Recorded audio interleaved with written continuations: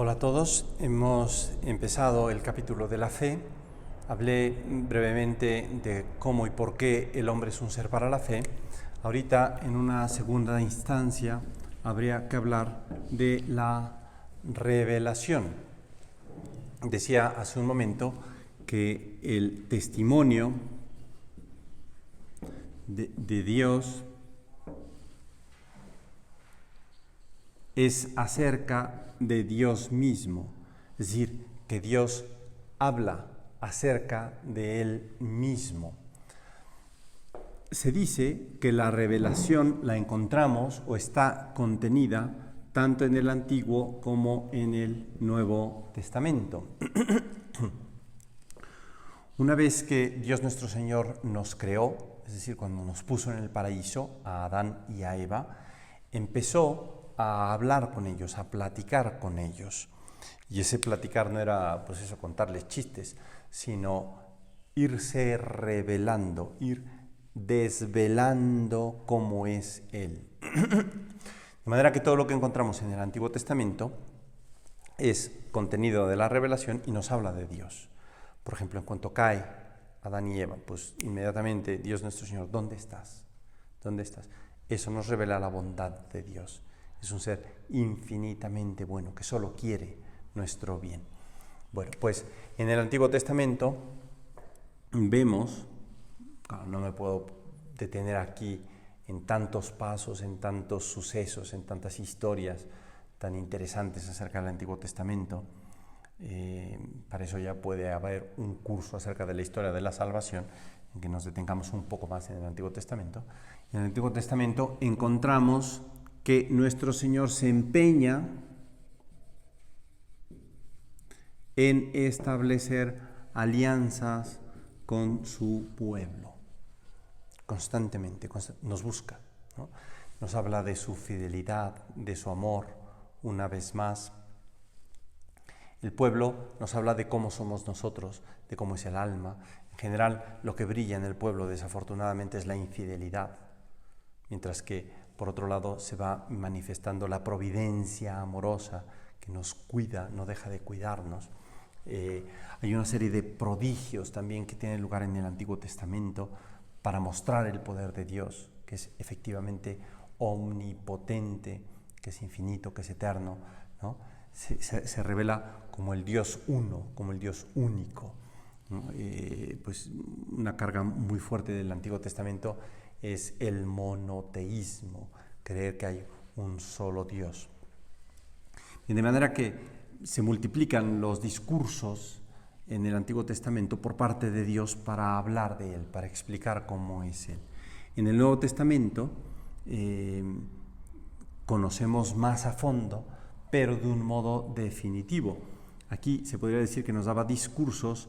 Aquí nuestro Señor nos habló a través de su palabra.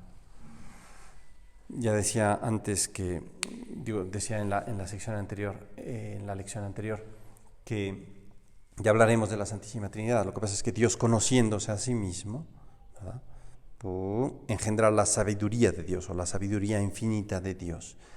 Y esa sabiduría la explica Él con una sola palabra. Nosotros necesitamos muchas palabras para explicar las cosas. Dios no. Dios con una palabra, pero claro, infinita, explica todo. Su palabra, su imagen, su sabiduría, lo que Él engendra, es decir, su Hijo. La palabra de Dios es el Hijo de Dios, la imagen de Dios. Su palabra nos es pronunciada. Dios nuestro Señor nos habla a nosotros en nuestro lenguaje. Pronuncia su palabra, podríamos decir, en clave humana. Y al pronunciar su palabra hacia los hombres, su palabra se hace hombre. Bien. El Nuevo Testamento nos habla del Dios hombre, que es nuestro Señor Jesucristo, que es la palabra misma de Dios, el Hijo mismo de Dios. Bueno, pues el contenido de la revelación es Jesucristo, uno en la Trinidad, Hijo del Padre y uno con el Espíritu Santo, un solo Dios. Ese es, podríamos decir, el contenido de la revelación. Por añadir alguno que otro punto, esta revelación es salvífica. Es decir, en la medida en que Dios habla, nos revela un plan amoroso, el plan de salvación. Dios nuestro Señor no se cansa de hablarnos de ese plan que tiene para nosotros, que es concretamente llevarnos al cielo. De manera que el mensaje, podríamos decir, de Dios con respecto a Él es un mensaje de salvación. De lo que nos va a hablar es de lo que quiere para nosotros, nuestra entrada al cielo, ya lo decía. Bien, la revelación o el contenido de la revelación ha caído en manos de la Iglesia. Es a la Iglesia a la que le corresponde transmitir el depósito de la revelación. Esto que Dios nuestro Señor nos ha dicho.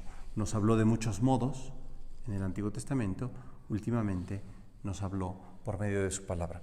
Bueno, pues la Iglesia es la encargada de custodiar ese depósito de la revelación, de manera que a través de su magisterio, esa función magisterial, función de enseñar de la Iglesia, va interpretando.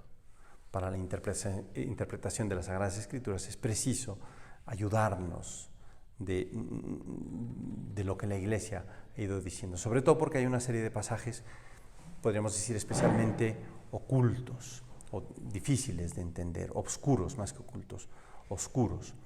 Bien, bueno, pues la Iglesia a través del magisterio nos va enseñando. Hay una serie de interpretaciones clásicas de algunos textos especialmente difíciles. Bien, decíamos que a la revelación le corresponde la respuesta de la fe. Ya hablé de algunas características de la fe, simplemente no dejar de mencionar que se trata de una gracia muy especial. Es decir, que para que uno crea necesita ser elevado al nivel sobrenatural. No son verdades que se pueden explicar con la razón. Hay argumentos de razón que arrojan luz acerca de los dogmas, pero toda esa luz no es suficiente para explicar esa verdad infinita. De manera que el intelecto humano es ayudado, asistido por la fe, elevado a un nivel superior a partir del cual puede aceptar las verdades de la fe. Si no se tiene la gracia, pues desafortunadamente no se acepta el depósito de la revelación. Bueno, pues yo creo que habiendo dicho esto, pasaré a los distintos dogmas del credo. Muchísimas gracias.